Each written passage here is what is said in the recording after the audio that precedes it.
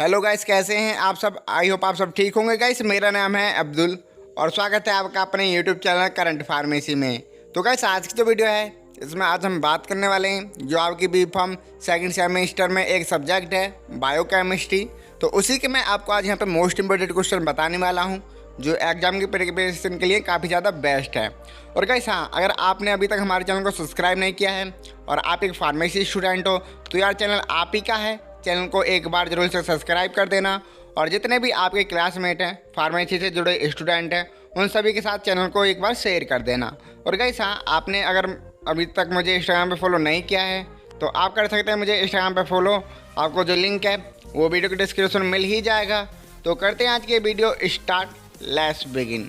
तो गाइस देखिए, जो हमारा फर्स्ट क्वेश्चन है वह describe the reaction involve in the they novo biosynthesis of fatty acid.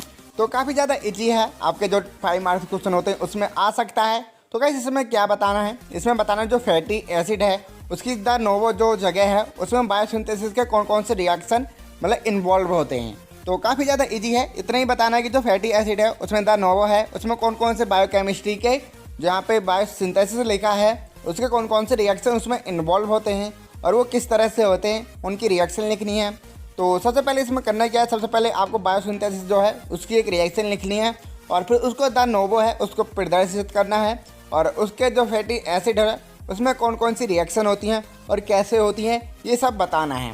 तो ये आपके जो 5 मार्क्स क्वेश्चन होते हैं उसमें आ सकता है, इसलिए मैंने यहाँ पे रखा है। ठीक है, तो एग्जाम देने से पहले इस वाले क्वेश्चन को एक बार जरूर से याद कर लेना और जितने भी आपके क्लासमेट हैं उन सभी के साथ वीडियो को एक बार जरूर से शेयर कर देना। और गाइस जो हमारा अब नेक्स्ट क्वेश्चन है वो है explain the biosynthesis of protein in the body.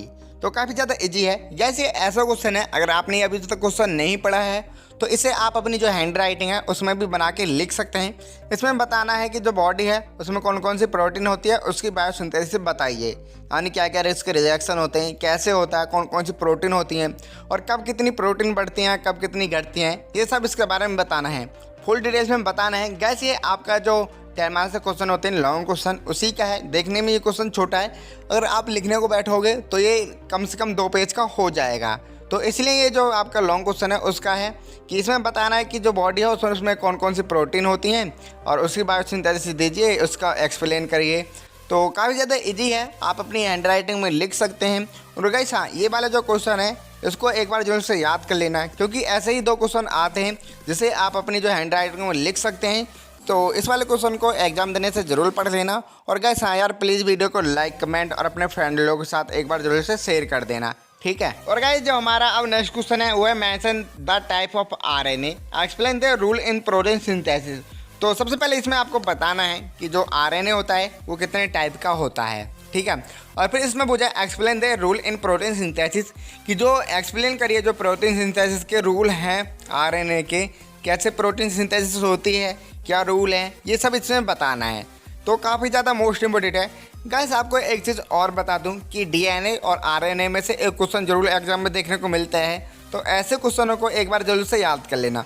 और गाइस इस टाइप के भी आ सकता है, जैसे कि यहाँ पे लिखा है mention the type of DNA, explain their rule RNA and protein synthesis. तो ये इस प्रकार से भी आ सकता है, काफ़ी ज़्यादा मोस्ट इम्पोर्टेंट है।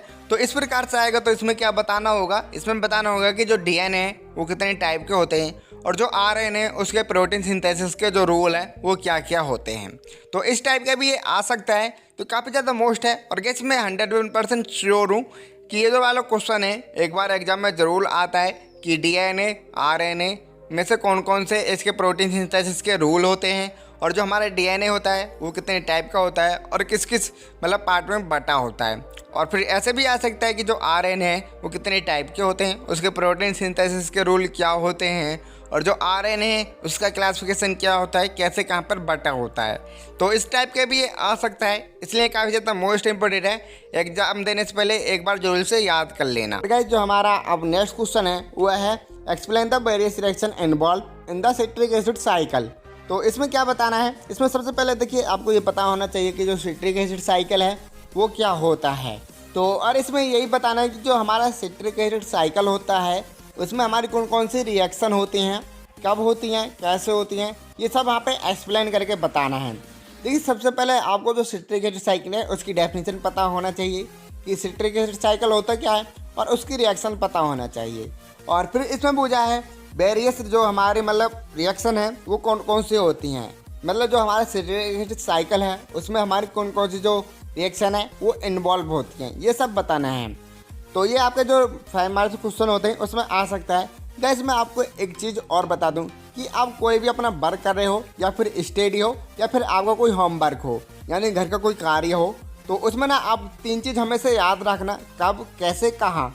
तो इसका भी यही रूल होता है कि जो हमारी स्टडी है वो कब से मतलब कोई भी टॉपिक है वो कब हुआ, कैसे हुआ और कहाँ हुआ, ये सब चीज़ आपको उसके बारे में याद रखनी है। जैसे यहाँ पे हमारा सिट्रिक साइकिल है कि सिट्रिक एसिड साइकिल होता है क्या है, क्यों ऐसा ही क्यों होता है, ये सब चीज़ मेन बात है कि जो हमारे सिट्रिक साइकिल है उसकी आपकी डेफिनेशन दे दी, तो आपको डेफिनेशन पे भी रिसर्च करना है कि ऐसा ही क्यों होता है और कैसा क्यों नहीं हो सकता और कहाँ, मतलब जो हमारी इसकी रिएक्शन है वो कहाँ होती हैं, कैसे होती हैं, ये सब आपको इसके बारे में पता होना चाहिए।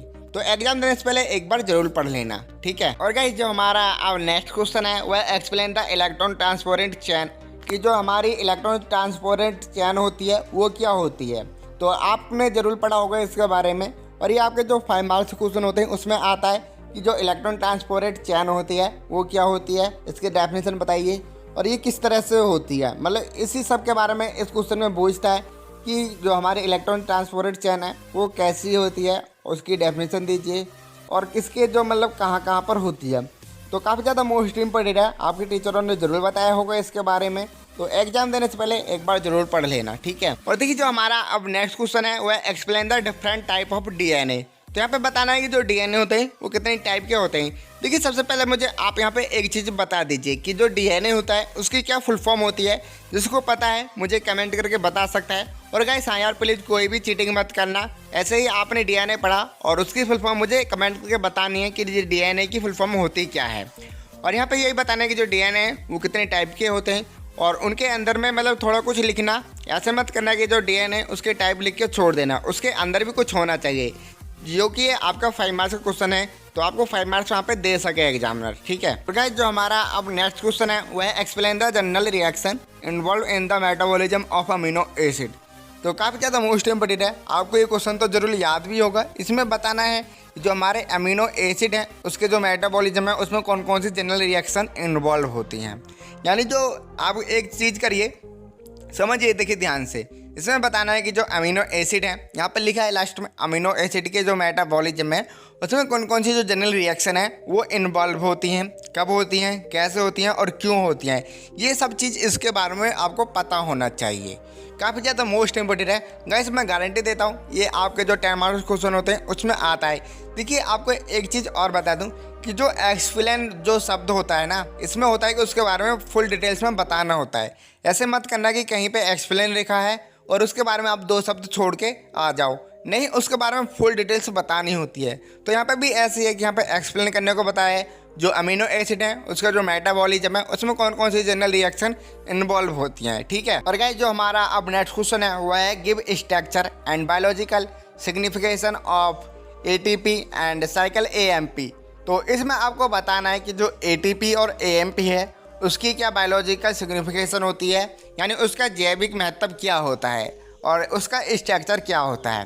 तो इतना ही बताना है कि यहाँ पे 2 हैं, एटीपी और साइकिल एएमपी।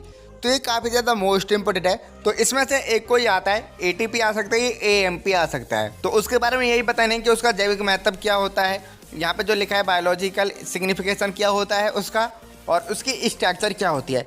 देखिए गाइस यहाँ पे आपकी जो बायोकेमिस्ट्री है इसमें काफ़ी ज़्यादा स्ट्रक्चर और क्लासिफिकेशन आते हैं, तो आप किसी में से 4 का स्ट्रक्चर ज़रूर याद कर लेना। जैसे यहाँ पे एटीपी है, एएमपी है, आरएनए है, डीएनए, ऐसे ही कुछ और भी होंगे, तो उनके जो स्ट्रक्चर हैं वो एक बार आप ज़रूर से याद कर लेना।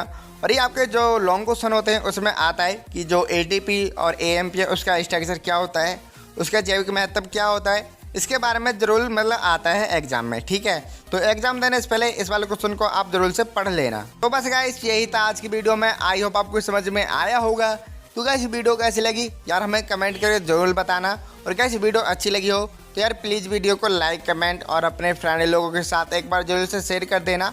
और गाइस हाँ यार प्लीज़ आपने अभी तक मुझे इंस्टाग्राम पे फॉलो नहीं किया है तो आप मुझे इंस्टाग्राम पे फॉलो कर लेना, क्योंकि मैं आपके जो डेली बेसिस डाटा है, जैसे आपके स्ट्रक्चर और कई भी मतलब जनरल जो आपकी कंपटीशन की तैयारी है बायोलॉजी की, वही मैं आपको वहाँ पे सिखाता हूँ। तो आप एक बार मुझे ज़रूर से इंस्टाग्राम पे फॉलो कर लेना। तो मिलते हैं जल्दी नेक्स्ट वीडियो में, तब तक के लिए thank you for watching video. Have a nice day.